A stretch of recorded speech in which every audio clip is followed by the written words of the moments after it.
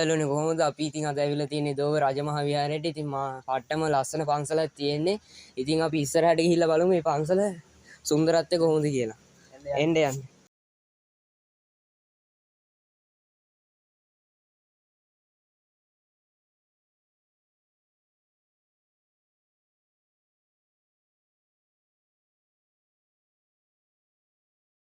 මේනවා මාරම ලස්සනයි බෝගහත් එක්ක අර ගල් ටිකත් එක්ක මාරම ලස්සනයි පන්සල.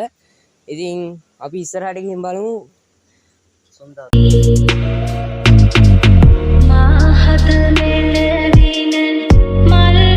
ඔයාලට පල්ලහැට ඉදින් පේනවා මාර මේ ලස්සනක් තියෙන මේ පන්සල. ඒ කිය අපිට කියන්න වචන නැහැ. ඒ පත ලස්සන පන්සලක්. ඉතින් අපි පල්ලහැටම ගිහිල්ලා බලමු ලස්සන.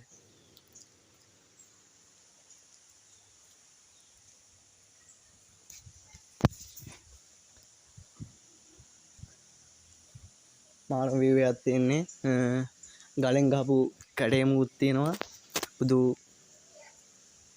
බුදු පිළිමයකුත් තියෙනවා. අපි පොඩ්ඩක් ගිහිල්ලා බලමු.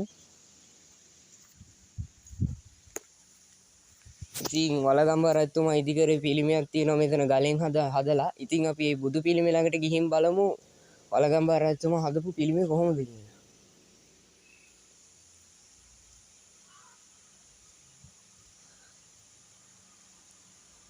ඉතින් ගලක් උඩ මේක මාරම ලස්සනට හදලා තියෙනවා.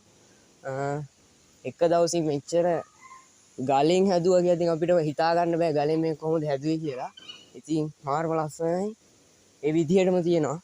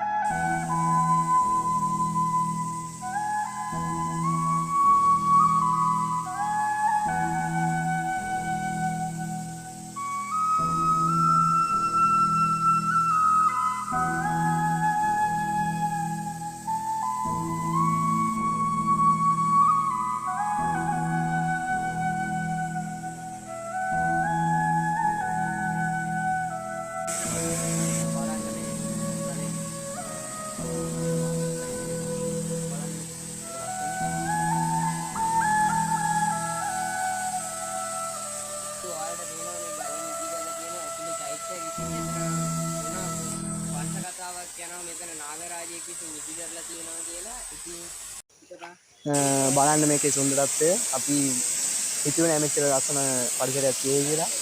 මාරම වීව එකක් තියෙන්නේ. අපි පොඩ උඩට ගිහලා බලමු.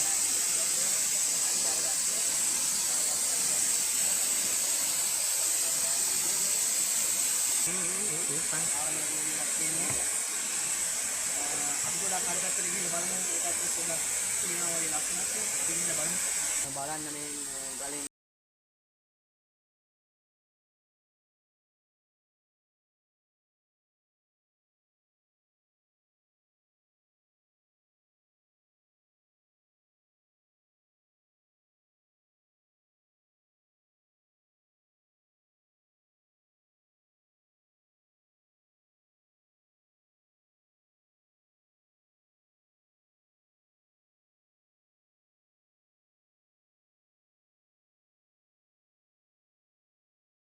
අපි පොඩ්ඩක් ගිහිල්ලා බලමු. ඒක මාරම ලස්සනක් තියෙන්නේ. අපි ඇතුළට ගිහිල්ලා බලමු. මේ අපි ඇතුළට ගිහිල්ලා බලමු. එන්න බෑ.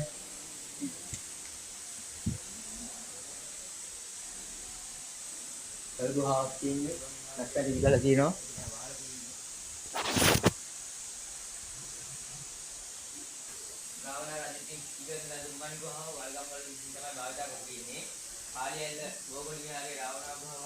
මෙතනින් ගුවන් මාර්ගයක් තියෙනවා යන්නේ. ඒක දැන් වහලා තියෙන්නේ. ලස්සනයි ඒක. දැන් ඒක වහලා තියෙන්නේ. මම මෙතෙන්ට ආවොත් මේ විස්තරත් එක්ක මානව විස්තරයක් ගන්න පුළුවන්.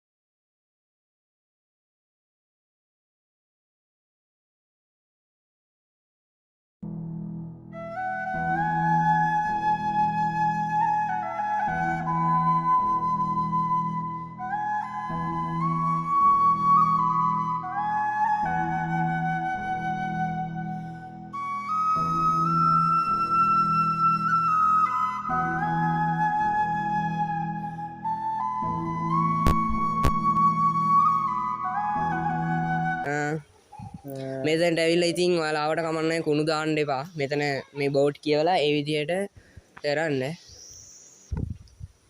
ඉතින් ඔයාලා මෙතනට කුණු දාන්න එපා. මේ බෝඩ් එක ඔයාලට පේනවා. ඇවිල්ලා කුණු දාන්න එපා.